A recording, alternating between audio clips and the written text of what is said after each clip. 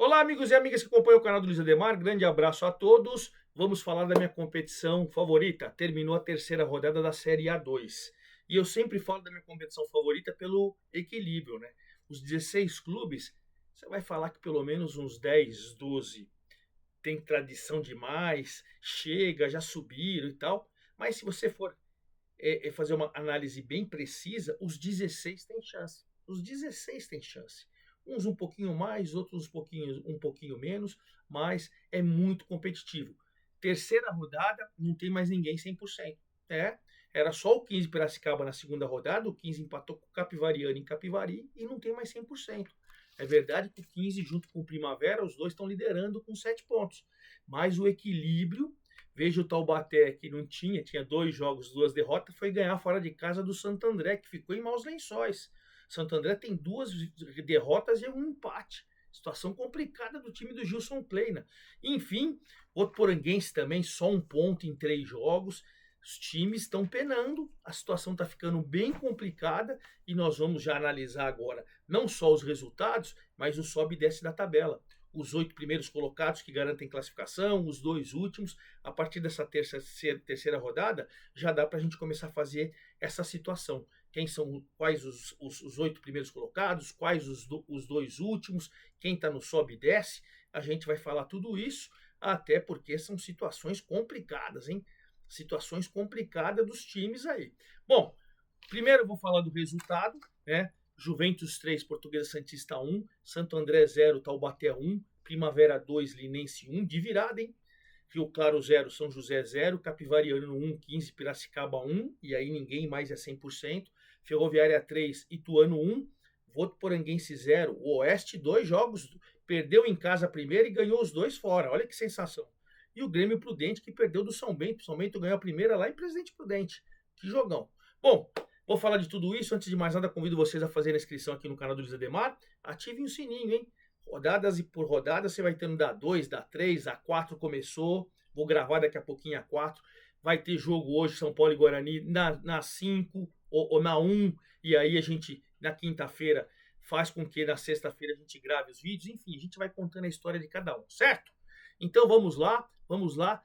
Faça sua inscrição, ative o sininho, dê seu like e aí dê sua opinião, faça sua pergunta, dê sua informação, me ajude a fazer aqui o canal do Luiz Ademar. Beleza? Então vamos lá. Vamos começar então com o jogo da Javari, à tarde, 3 horas. Ontem acompanhei inteirinho, estava na Gold, muito bom o jogo. O Juventus ganhou da Portuguesa Santista por 3-1. Primeira vitória do Juventus e foi contundente e foi no primeiro tempo. Primeiro tempo matou o jogo, matou o jogo. O Natan faz 1-0 numa bola que foi rebatida, né? O Tom falhou, o goleiro da Portuguesa falhou, o Natan pegou o rebote e fez 1-0. Isso daí a gente estava no comecinho do jogo, 13 minutos. Aí logo com 16, 3 minutos mais tarde, a bola cruzada na área e tal, aí o zagueirão estava de cabeça, não conseguiu, estava voltando, a bola veio, ele meteu o calcanhar na bola, o Matheus fez 2-0 com 16, e aí o Rafael Costa, seu terceiro gol na competição, hein? Fez um golaço de fora da área e matou o jogo ali. Eu tava com calor, eu tava acompanhando o jogo pela TV, pelo computador aqui, né? E aí matou o jogo no primeiro tempo, veio o segundo tempo de maneira inteligente, o calor insuportável, começou a valorizar a bola, a Portuguesa Santista não conseguia chegar, não conseguia chegar, não conseguia chegar, até que os 25 minutos o Jonas faz um golaço, cara. Aquele gol que eu falei para você, o 3-0 do Rafael Costa de fora da área, o dele foi mais de longe ainda, uma pancada muito, até mais bonita, no ângulo do goleiro, fez um golaço 3-1. Mas a Portuguesa não teve força para reagir e o Juventus administrou e ainda criou algumas poucas oportunidades. O 3-1 para o time do Sérgio Soares em cima do time do João Valim foi merecido e o Juventus conseguiu a sua primeira vitória. Com essa vitória, o Juventus chegou a 4 pontos e entrou no G8. O Juventus agora é o quarto colocado. Ele tem 4 junto com São José e São Bento, mas nos critérios de desempate, o Juventus é o sexto colocado com 4 pontos. Sexto. A Portuguesa Santista tem os mesmos 4 pontos, mas hoje ela está fora do G8. Hoje ela é a 10ª. Ela tem 4 pontos com o Ituano, que está fora, 4 pontos com o São Bento, que está dentro, 4 pontos com o São José e com o Juventus, que também estão dentro.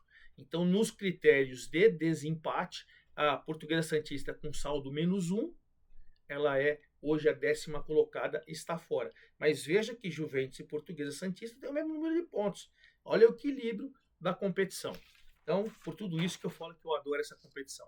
Também ontem à tarde, na Javari, nós não tivemos na Javari 670 pagantes. 670 pagantes.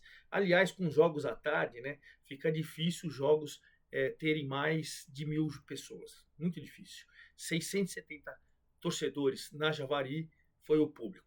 Aí nós vamos também às 3 da tarde em Santo André com 379 pessoas. 670 na Javari, 379 em Santo André.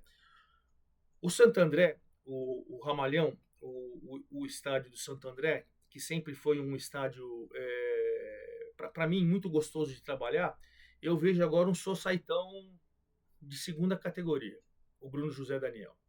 Olha, o society não é bom, a federação tinha que ver isso, foi com copinha e tal. O gramado tá horrível, cara. O gramado tá horrível. E o Santo André tá horrível também, tá jogando nada, 379 pagantes e tal. Os dois times, Santo André e Taubaté, entraram, né, desesperados. O Gilson Kleina no Santo André e o Alberto Félix no Taubaté vinham de derrotas. E num jogo ruim, o gol do Lucas Venuto logo aos 12 minutos, uma bela jogada individual, ele fez 1-0 para o Taubaté. A partir daí, ficou uma peladona, poucas oportunidades, muito calor. Eu presumo, quem joga society sabe disso, o pé começa a ficar muito quente, não é aquele gramado padrão FIFA, não é. Enfim, muita coisa para resolver ali. O time está mal, o estádio com esse gramado é horrível, não vai mudar, evidentemente, né? Mas enfim, o Santo André perdeu com apenas 379 pessoas. O Santo André hoje é um dos times na zona do rebaixamento, ele tem 1 ponto junto com o Votuporanguense. Os dois estão na zona do rebaixamento. Pelos critérios, o Votuporanguense é o 16º e o Santo André é o 15º, mas zona de rebaixamento para o Santo André. E o Taubaté, com essa vitória, foi a 3 pontos, ele é o 13º colocado, 3 pontos, mas está a 1 ponto do G8, né? Embora esteja 2 da zona do rebaixamento. Então é tudo muito embrionário, muito começando, mas é sempre bom a gente fazer essa situação de quem está no G8 e quem está no Z2, certo? Então é isso. O jogo não foi bom, Santo André e Taubaté, mas o Taubaté foi maravilhoso e venceu por 2-1. Aí a primeira virada do campeonato, aí 5.130 pessoas, hein? Passou dos 1.000 e foi ontem à tarde. Em Indaiatuba, 1.130 pessoas estavam lá. Em Indaiatuba, na vitória do Primavera por 2-1 em cima do Linense. O Linense com o gol do Lucas Rayan, que fez um cruzamento com 4 minutos de jogo, o Cauê de cabeça fez 1-0. Fez 1-0. Mas nem conseguiu comemorar, porque 2 minutos mais tarde, aos 6, o Luan Martins, né, bate-rebate, ele acertou um chute a bola no ângulo e empatou. E aí, ainda no primeiro tempo, num escanteio, o Afonso de cabeça fez 2-1 para o Primavera. Veio o segundo tempo, a gente sabe como que é o calor no interior de São Paulo ainda. O jogo teve bons lances dos dois lados, mas o Primavera do Fernando Marchiori conseguiu uma vitória importantíssima em cima do Linense do Thiago Gomes. O Linense ganhou a primeira em casa, depois perdeu as outras duas, né? E o Primavera, com 7 pontos, igualou o 15 Piracicaba. Nos critérios é o segundo, mas tem os mesmos 7 pontos do 15 Piracicaba. Boa campanha do Primavera com 7 e o Linense com 3 é o 12º. É aquela velha história, ele tem 1 ponto do G8 e 2 pontos da zona do rebaixamento, ainda está muito ali. Quem está tentando se afastar são o Primavera e o 15 com 7 pontos. Dos 9 disputados, eles têm 7. Então estão invictos, estão fazendo boa campanha. O Primavera ganhou as 2 em casa, empatou uma fora. Enfim, veremos como vai ficar essa situação.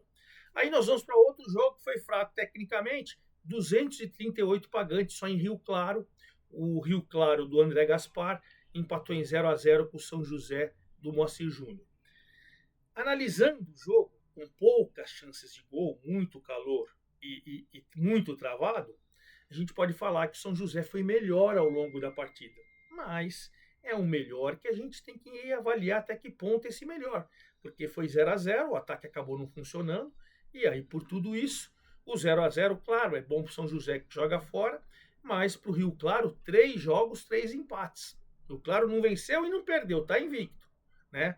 O São José, uma derrota, uma vitória e um empate.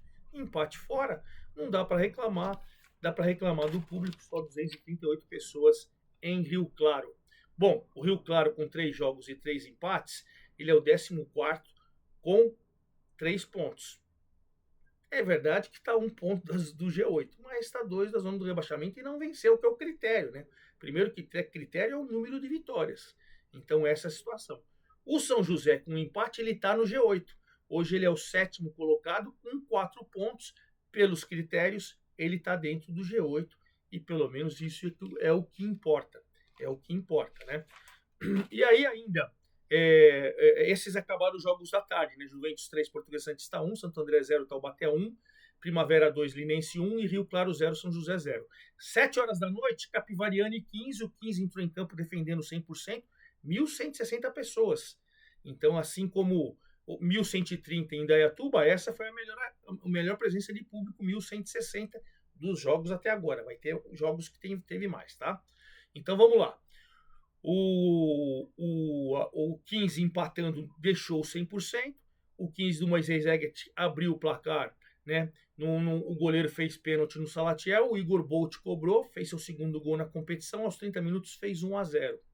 O jogo ficou bem laical. O Capivariano do Hélio Cizenando é um time jovem, mas é um time matreiro.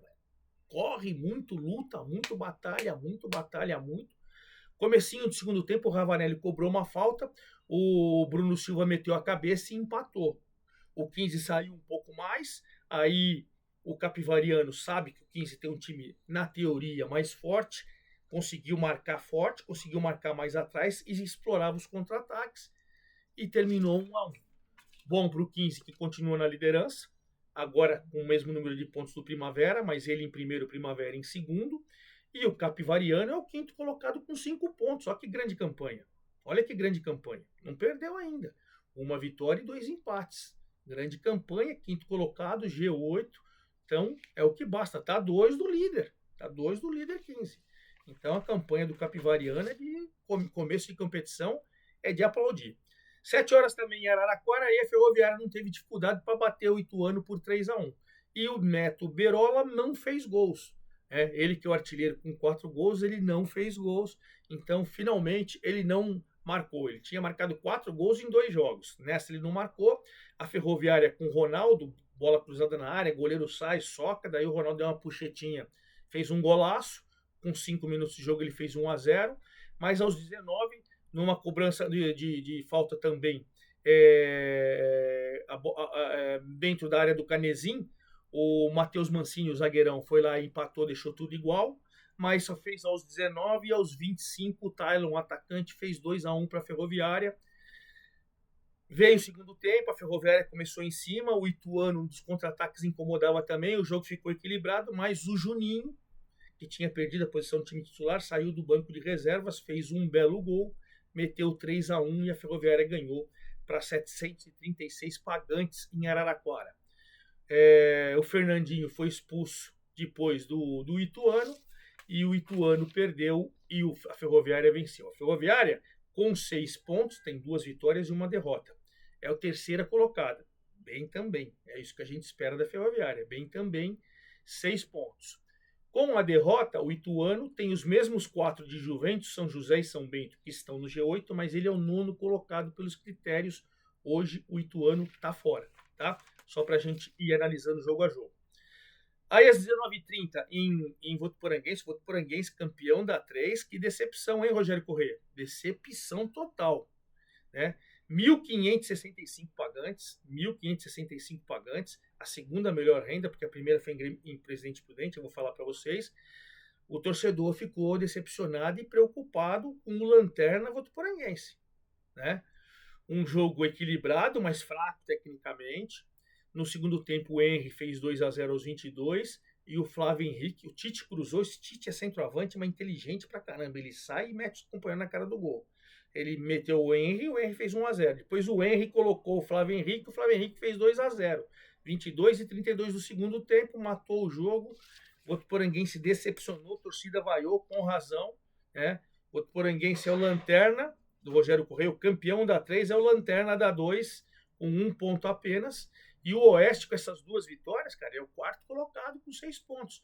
15 primeiro com 7, Primavera segundo com 7, Ferroviária terceiro com 6, o Oeste quarto com 6. Que grande campanha, perdeu a primeira em casa, ganhou as 2 fora. Olha que sensacional, hein? E fechando a rodada, em Presidente Prudente, o São Bento fez um gol logo de cara, numa chapada de fora da área do Matheus Chaves, com 7 minutos. Aí o São Bento criou para fazer 2-0. Aí começou o Grêmio Prudente a crescer, terminou em cima, assistir esse jogo.